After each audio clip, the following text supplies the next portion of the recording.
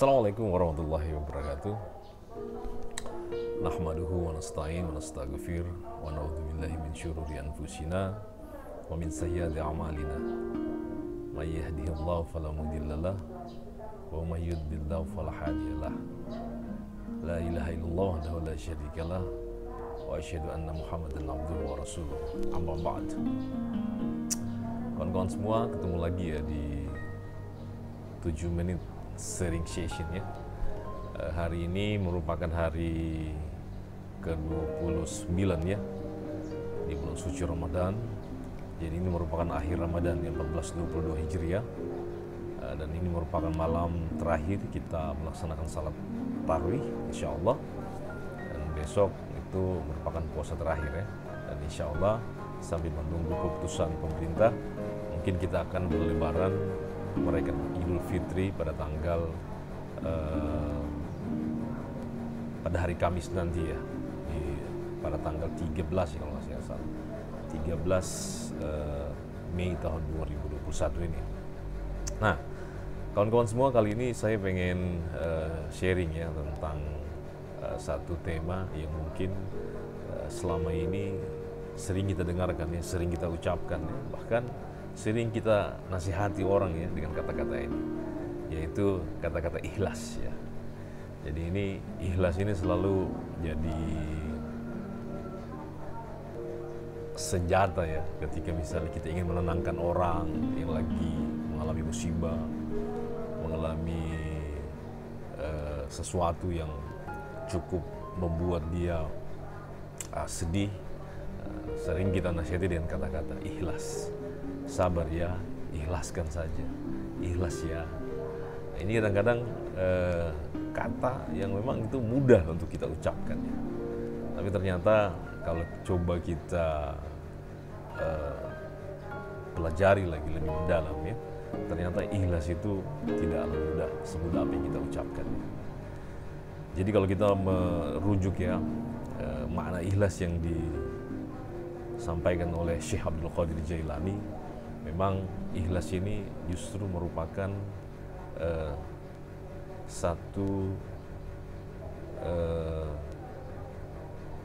keadaan ya, di mana kita hanya meletakkan cinta kita yang paling tinggi itu hanya kepada Allah Subhanahu wa Ta'ala. Jadi tidak ada lagi rasa cinta yang paling tinggi yang kita sematkan kepada makhluk ya, tapi kita sematkan hanya khusus kepada Allah Subhanahu wa Ta'ala. Sehingga apapun yang terjadi di hidup kita ini, apakah itu kebahagiaan, apakah itu penderitaan, semuanya akan kita terima dengan lapang dada ya. Karena apa? Karena apapun yang Allah takdirkan dalam hidup kita, kita akan ikhlas menerima itu. Kenapa? Karena kita mencintai Allah. Karena kita meletakkan cinta kita itu hanya kepada Allah Subhanahu wa Ta'ala. Sebagaimana orang yang kita cintai, apapun yang dia lakukan kepada kita, itu akan terasa indah, akan terasa nikmat. Coba bayangkan ketika orang jatuh cinta ya, dicubit aja, itu padahal harusnya sakit gitu kan. Tapi untuk kasus orang jatuh cinta ini berbeda ya. Biasanya kemudian itu menjadi sangat rasanya itu berbeda gitu ya. Akan terasa lebih nikmat ya buat orang jatuh cinta, bahkan dicubit sekalipun. Ini memang pengaruh cinta ya terhadap perilaku manusia itu sangat besar pengaruhnya ya. Oleh karena itu Syekh Abdul Qadir Jailani bilang bahwa ikhlas itu sendiri adalah meletakkan cinta yang setinggi-tingginya itu hanya kepada Allah Subhanahu wa Ta'ala.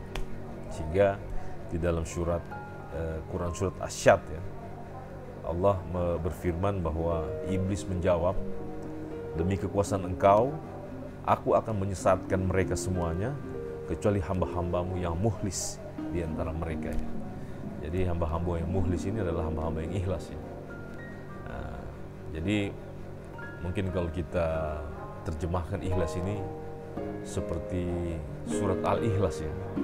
Qul huwallahu ahad, Allahus samad, lam yalid walam yulad walam yakul lahu kufuwan ahad. Tidak ada satupun kata ikhlas di dalam surat Al-Ikhlas itu sendiri ya. Bayangkan, kawan-kawan semua.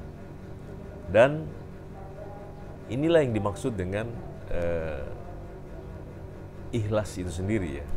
Jadi kita tidak perlu harus mendapatkan pengakuan ya, apalagi itu dari makhluk gitu kan, untuk berbuat sebuah amal kebajikan kemudian kita hanya berharap pada pengakuan dari makhluk. Nah itu tentu bertentangan ya dengan prinsip-prinsip ikhlas di dalam beribadah ya. Nah kawan-kawan semua, hari ini kadang-kadang kita sering terjebak ya dengan amal ibadah kita sendiri ya, apalagi dengan begitu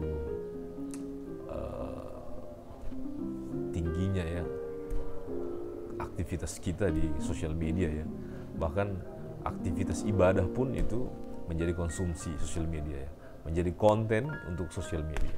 Nah ini mungkin kembali lagi kepada individu masing-masing ya, karena ternyata ada orang juga yang mungkin sering ya ngepost gitu kan di sosial media aktivitas ibadah, apakah itu sedekah, bahkan ada aktivitas ibadah yang harusnya memang betul-betul private ya, yang betul-betul hanya Allah dan kita yang tahu. Itu kadang-kadang juga diumbar ya di sosial media tanpa kita sadari sebenarnya, tanpa kita sadari gitu. Semoga saja niatnya memang ingin menginspirasi orang lain ya, agar kemudian ini menjadi pembelajaran juga bagi orang lain. Ini juga menjadi bagian dari dakwah kita, bahwa semoga ibadah yang kita lakukan ya, sedekah ataupun mungkin sholat yang private yang betul-betul seperti tahajud dan sebagainya, itu betul-betul hanya ingin menginspirasi orang lain dengan postingan-postingan kita. Walaupun memang ini tidak mudah kawan-kawan semua ya, karena ketika kita sudah ngepost di sosial media, ini akan menjadi konsumsi publik, dan pasti mungkin dalam hati kita ini bisa tergelincir gitu kan, tergelincir berharap ada yang likes, berharap ada yang komen, berharap ada yang lihat gitu kan. Kalau kita jadikan story, mungkin kita berharap ada seseorang yang melihat itu. Ini kadang-kadang